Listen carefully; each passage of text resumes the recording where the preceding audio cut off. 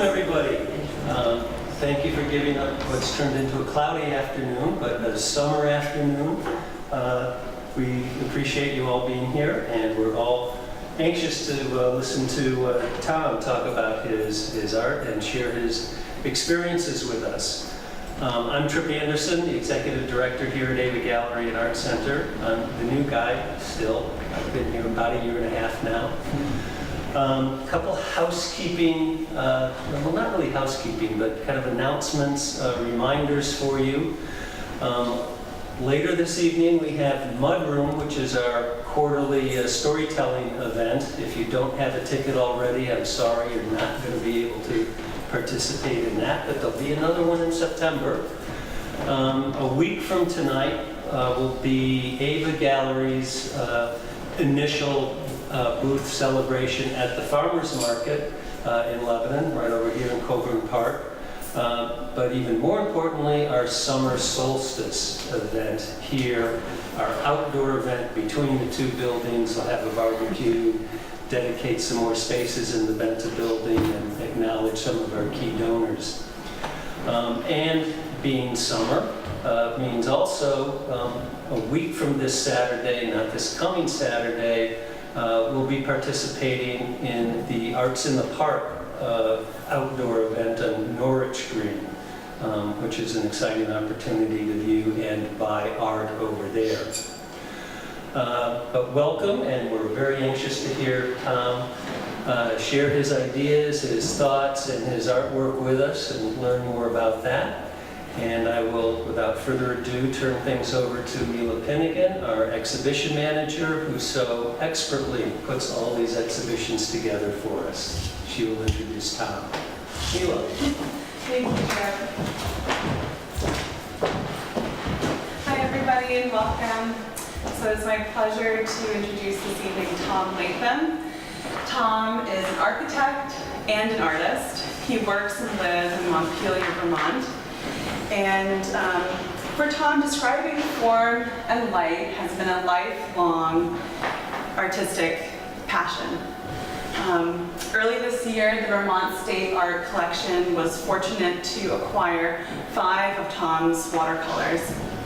And David Schutz, the Vermont State Curator, was so pleased with his acquisition that he promptly hung them in the State House, and just in time for the 2018 legislative session to begin. So they are all lucky to get to experience your work, Tom.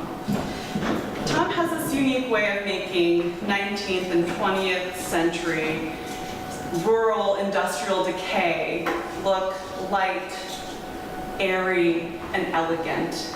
And it's been a real pleasure to see his work up close and display it here at AVA Gallery and Art Center.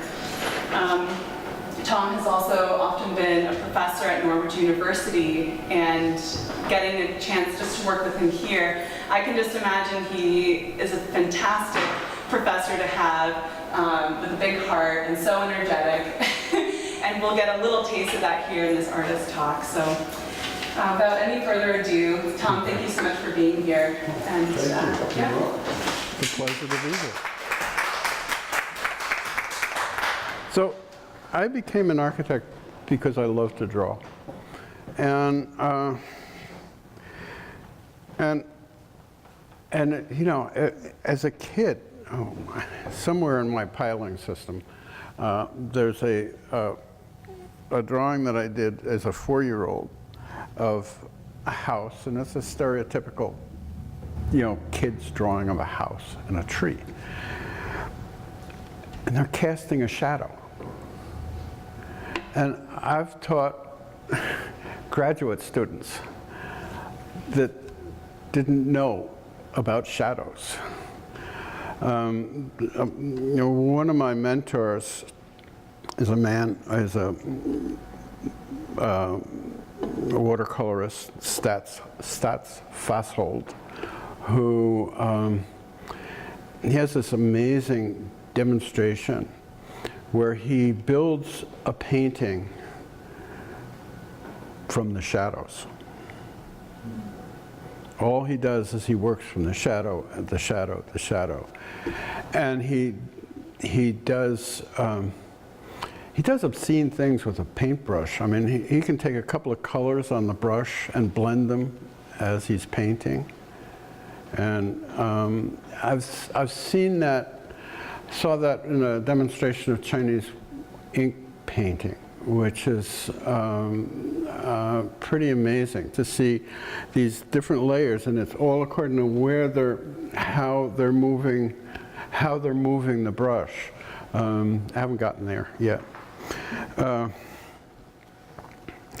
But I became an architect, and what I realized is that drawing and design have a symbiotic relationship. When you draw something, you take it apart. When you design things, you put it together. And so I realized that we're constantly assaulted with visual images. When we drive along the highway, you go through the strip malls, you go through, all of a sudden we put these filters on, and we don't see things. And there's a mill that's actually there are two mills that are in the video here. That one, I literally used to go shopping around the corner from it for like 20 years and never saw it. Another one is a mill that has got to be one of the most ingenious vernacular architectural pieces in the state. And it's in a historic district in Tunbridge, and there's a covered bridge and a mill cottage, and then this mill. There's one of the interior in the back there. And when you look at the National Register, description of the site, and the building is wild because it started out as this brick building, and then they decided, oh, we need an addition. So they just, it's like this Pokemon kind of thing where this big wood structure is eating the brick building. And it all had to do with how the belts from the mill worked. So when I looked at the description, there were gaga on the covered bridge, really wild on the cute little miller's cottage, and there's this mill. and then going inside the mill, not only was all of the machinery intact, but there was a woodworking shop upstairs that still had all of the templates for making the rakes that they built. They were all hanging on the wall. They were all there. It's got to be 100 years. It's got to be 100 years since that closed down. And so there's all of these things that we're in a way we're being trained not to look. And there's a book by John Stilgoe, who's an landscape archaeologist. Outside lies the magic. And he tells all of these great stories, like the interstates, the width of the interstates are so that they can land a B-52 on them. The difference, the range wars during after the Civil War were because the South, when you fence something in the South, you fence things out. In the North, you fence things in. So people from the South, when they saw things fenced in, they ripped up the fences. So then the fight started. So I went to Pratt, and I was very fortunate to have a mentor, Sybil Moholy-Nagy, who was the widow of Laszlo Moholy-Nagy. So she was all in the Bauhaus. She had all of that that kind of, she knew old Frankie Lloyd Wright and, you know, all of this other stuff. And, but she wrote a book called Native Genius in Anonymous Architecture that really woke me up. That you know, there are these great solutions that have been passed on in building and, you know, like natural systems. I mean, you know, before they had AC, how do you ventilate a building? Well, they had it down. So I was really fortunate in that. So the work, my architectural work, has won several competitions and awards and stuff like that. I had my first solo drawing show in 1981, and then a little time went by. In 2015, I had my next one. In between, I was practicing architecture and practicing drawing. And, you know, practicing, I kind of underline it, because you don't get to do it, you just get to practice doing it. But now I'm painting, and I'm not practicing anymore.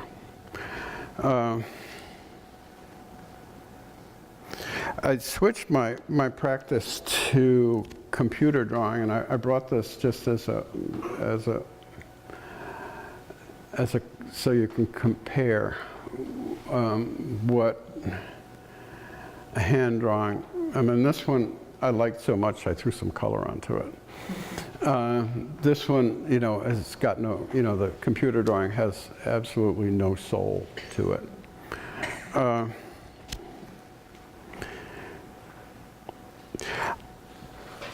I like to think of my work as the product of a good stare. You know, when you're staring at something, everything else goes away. And that's what my interest is. And if I wanted to do a photograph, I'd do a photograph. I do work from photographs. I go to the site, I do some preliminary drawings, sketches, and then come back to the studio. The light changes. Getting the basic color down on these pieces is around 12 to 14 hours. And because it's watercolor, you have to do it for 12 or 14 hours straight to keep it wet, so that you keep the stuff moving.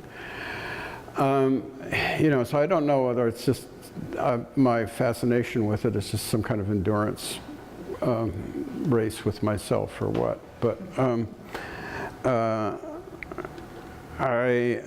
you know, I love the immediacy of it. But one of the things I taught at Norwich, and I taught up at McGill in a program called Sketching School. And basically it's for architects to go out into the field and learn to see. I mean, somebody said looking is a faculty, seeing is an art. And so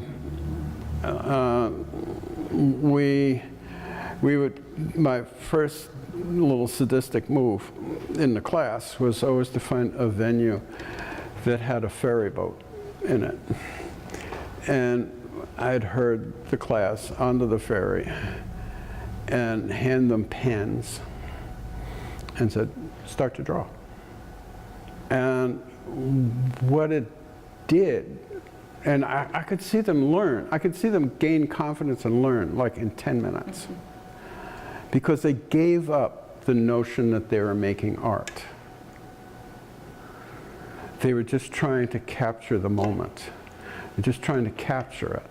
Well, and you know, and I find in my work, the minute I start to think of it as a piece of art, I'm in trouble. Because I'm no longer flexible enough to let the piece tell me what to do. I'm trying to make it do something. And so I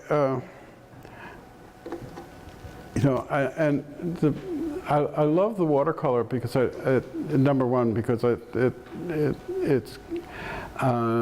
it's immediate. And my only studio art class that I had at Pratt, or ever, was with Professor Cosgrove, who, and well, I dropped the class at his suggestion. We had to do a stupid fruit bowl, in front of a white wall that was, as immaculate white wall as this. So I painted the fruit bowl, right? And he said, "You're not done." I said, "Yeah, I'm done." He said, "You didn't paint the wall." I said, "It's white. Canvas is white, it's white, what's the problem?" "You're not a painter." So I'm still, as you can see, I haven't learned the lesson yet. But I think when you, one of the fun things that I have while I'm doing it is just kind of letting my eye travel through it, or my eye travel around it as I'm working it and as I'm finished, to create that labyrinth. And in a way, it allows the viewer to participate in the work. It's not just something for the mantelpiece. It would be good on somebody's mantelpiece, but but I thought the fun thing to do would be if we could just get up and look at some of the pieces, because they all have a story to them. This one here, it was a commission.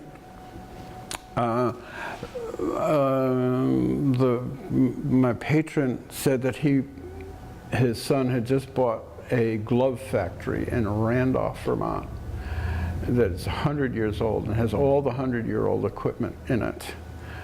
And when I went there, for 100 years they'd never thrown away anything. So there were these narrow aisles through, these piles of leather scraps, all of them, I don't know what you could make out of them. And they make gloves, the electrician's gloves, those ones with the big cuffs on them. And so anyway, he presented this to his son at the opening. And that was cool. It was cool to be a part of that. But get up and point at something, and I'll talk about it. Or if I can,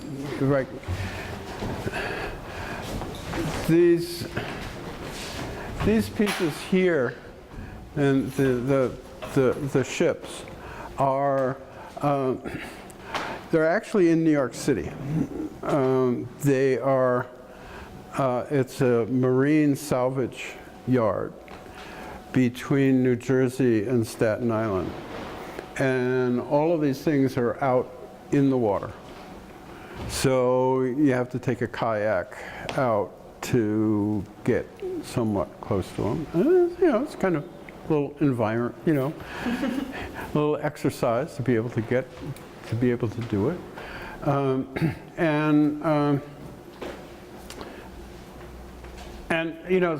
It's funny because some of this becomes abstract. They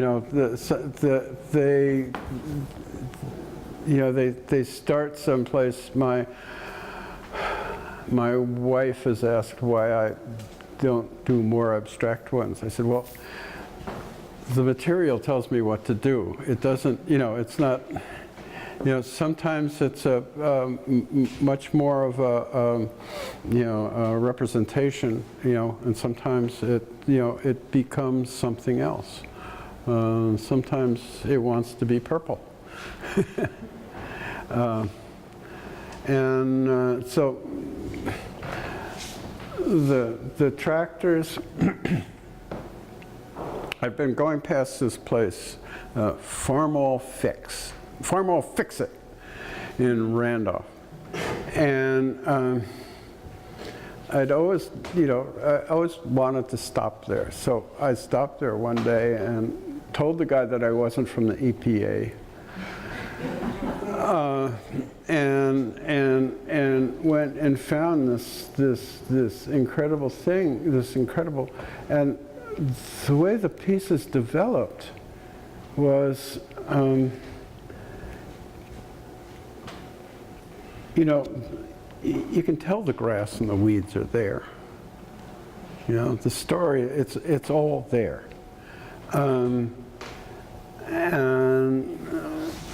I've kind of done enough of them to know that if I'd put them in, all of a sudden the impact of the piece would be gone.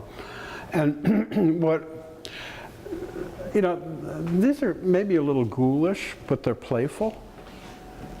That's why I call them tractor dance, because they do look like they're just playing. What about the one that's right behind you, the lower one? This one? Yes. That's in Amsterdam, New York.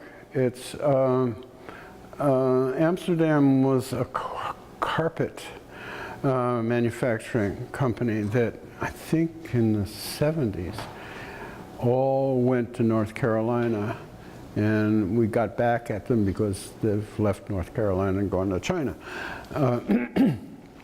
And they're slowly, I was there maybe a year before they started clearing me. But some of these buildings were thousands of feet long. And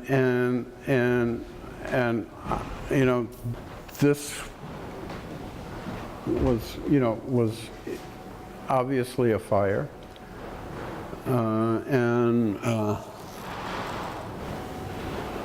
You chose not to develop the background in color.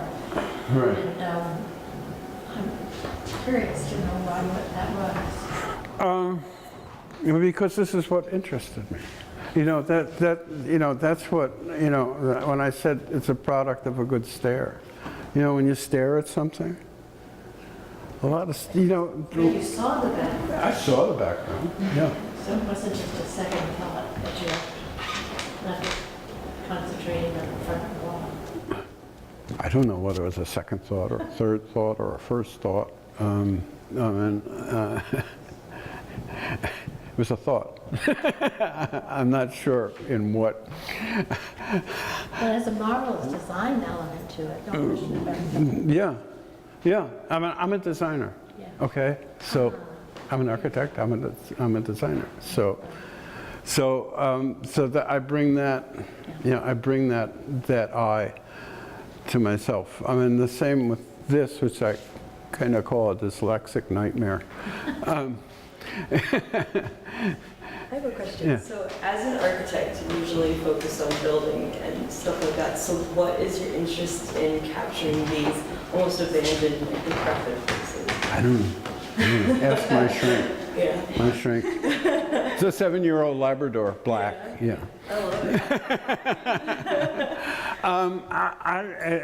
it. It's not all buildings, and that's what we have a lot of them here. I'm interested in the built environment, and again, going back to that native genius and anonymous architecture, there was this incredible couple of sightings of buildings and how they're put in a like the town hall. Everybody familiar with the South Stratford Meeting House? It's up on top of it. It's like, it's symbolically, it's an important place. Position of prominence. Right, and so how, so I've been looking at things that way. over here is this long building. When I found it, I asked a friend of mine in the Park Service, historian at the Park Service, what is this building? And he said, it's a coal bunker. That, you know, and one side of it is ice, and the other side is coal. So I looked it up on Google, of course, you know. And what you can get on Google are plans to make a coal bunker for your electric train set. Right? But that was that was all the information that was available, right? And since then I found one in Randolph that has since been torn down. But it's I don't know that I'm preserving anything, but it's funny how all of a sudden these things go out of use. No longer, you know, they fall, you know, they fall off the cliff. Those two buildings there are the remnants that have since been destroyed of a copper mine in Stratford, South Stratford. When I went there, the EPA was there big time. And I saw this big sign that said, hard hats and safety vests required, report at the office. So all the activity was down here. So I went, you know, I said, okay, I'll find the office down there. And I wasn't there for 5 minutes. And the guys came and escorted me off the property. But I got permission to go back.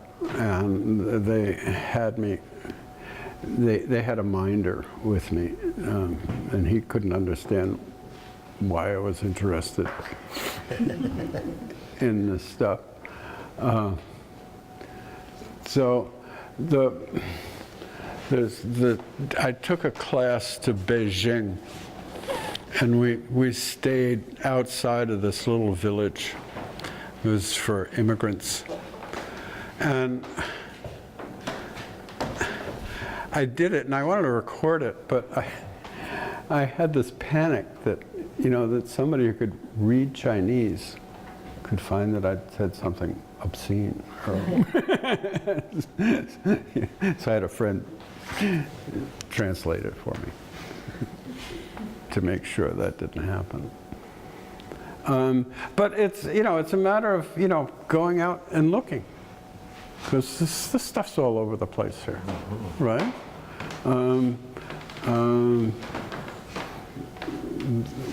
This is in San Juan, Puerto Rico, La Perla, which is considered the most beautiful slum in the world. And it's like this, you go in there with bodyguards and then hope that the bodyguards are better than the people that are there. And actually, I was standing on the wall looking down, and somebody came up over that wall and followed me into the crowd until I got lost in the crowd. Yeah. I'm curious, do you always work on site, or do you sometimes work from photographs? I'm not trying to picture you with a kayak for 12 hours. No way. No. I can go and do the preliminary thing and kind of map it out and mass it out. You do a sketch. I do a sketch. Yeah. And no, I mean the light, now 12 hours there'd still be light, right? Yeah. But that kind of narrows the time that during the winter I could maybe go down to the southern hemisphere and do it. And doing a watercolor in a kayak, just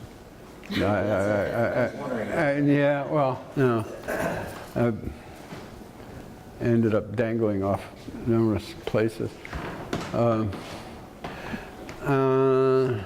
And it's just, I included these are our installation boats that, you know, as kind of a balance to that. And these boats are installations that, they're called Swoon Boats. And they are, you know, they're the artist, Candace Curry, is based in Brooklyn and based in Red Hook, New York.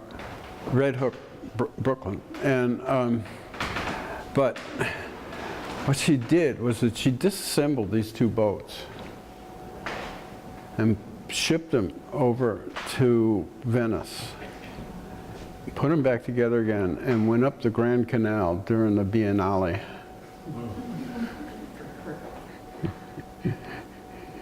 So now she can say, hey, my work was in the Biennale. So it'd be a good project to do. But, so, any? Will you talk a little bit about your choice of color? Are you trying to keep I don't know. I mean, it's from what I see. It's not. You know, I'm feeling that the piece. I mean, what's interesting is those two, the one in Puerto Rico, the one in Mexico, and the Beijing ones. The palette is very different. This is a New England palette. This is a New England palette. So a palette of decay. Yeah. Of things that have been left with benign neglect. Right, You right. capture And the applied use, and you also capture the decay of Right. that lack of use. right. It's a very soft palette. Yeah. Something almost dreamy and mystical. Well, I mean, some of the work has that. Some of the work has that quality to it. You know, I mean, but no, it really has to do with you know, when I'm in Puerto Rico, you know, or Mexico. I mean, the colors are so vivid. I mean, they have real greens. I mean, it's not that we don't. There's every once in a while, you know, you'd be driving along and you see a field that is so green, it's just unbelievable. Or the winter or the fall foliage, you know, I mean, that's not real. I mean, you know, I think probably if you're from Puerto Rico, you could really do justice to the fall foliage, you know, but we're so used to drab brown stuff. But it isn't drab, and it isn't, I mean, there's a lot of different colors. Oh yeah. Yeah, but I mean, It suits the I mean, it's not a, you know, subject. right. Yeah, I mean, the Cadillac there is, you know, I mean, it's such an absurd juxtaposition of a 60s car with a 40s hood on top of it.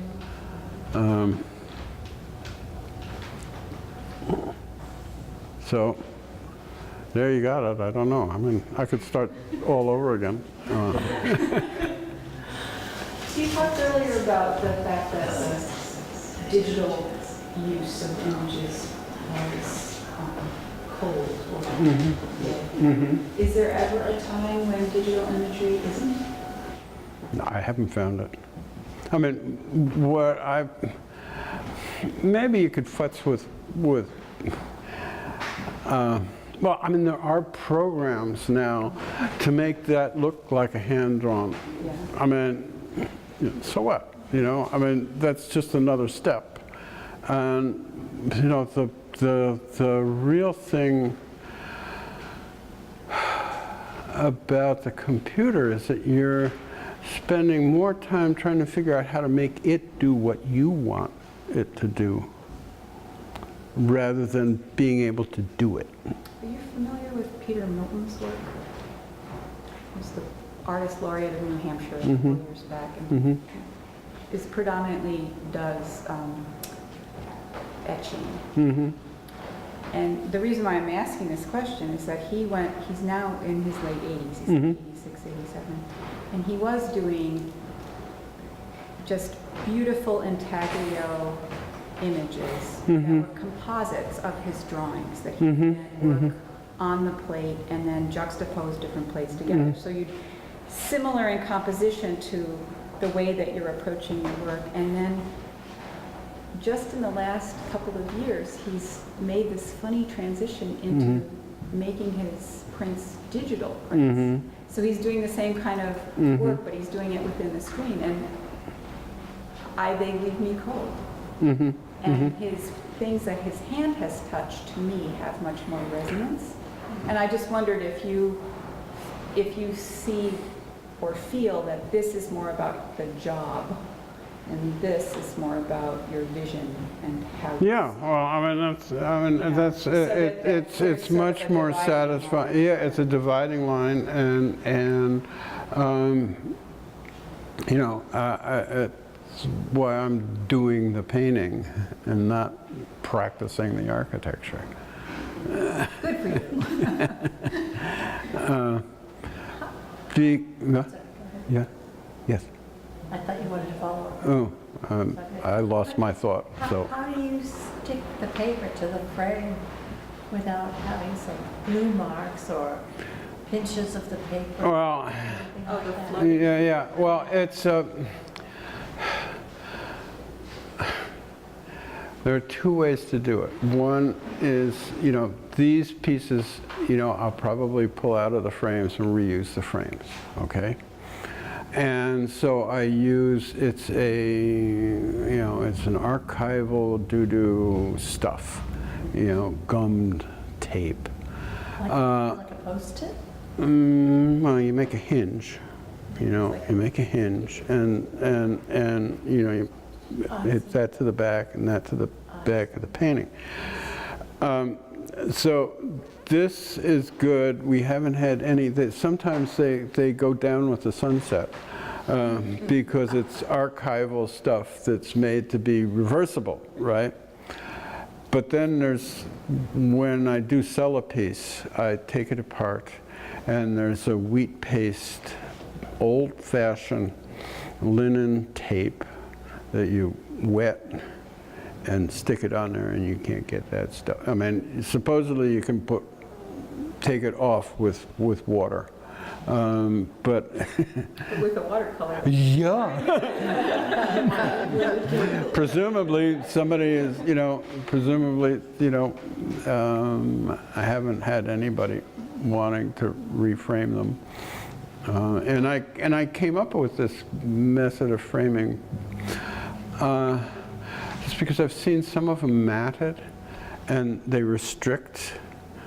I felt they restricted the images, and you know, this just as them floating, and you know, the notion of cutting all of those mats, you know. I couldn't contend with it. Yeah. So, Tom, what I see is, you know, old, warm, and the idea that you have only colored your subject and everything else is white. Right. But I see a lot of warmth, even though, you know, you have rusty old tractors. Yeah. I mean, that's because we just it's a junk pile, right? It's a pile of junk. I mean, not last winter, the winter before last, I found this whole, not these tractors, but a whole other series of really old, rusty tractors, and the colors are just so beautiful. I mean, it's like some of the work on the other side of the wall here.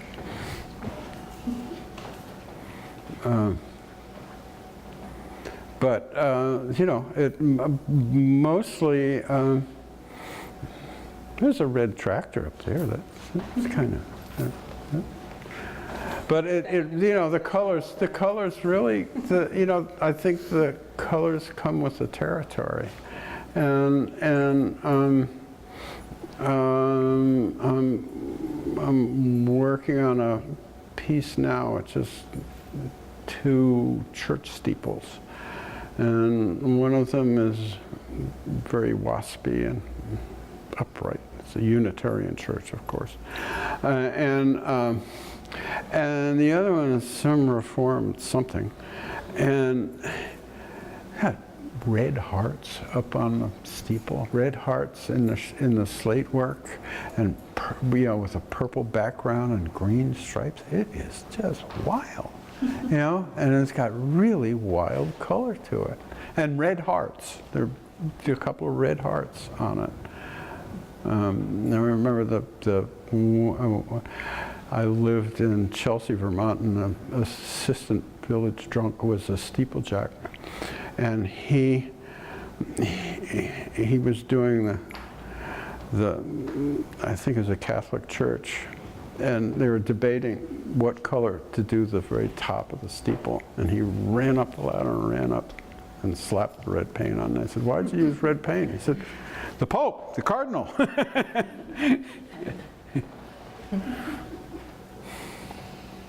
So, that's all, folks. Thank you so much. You're welcome so much. Great, thank you.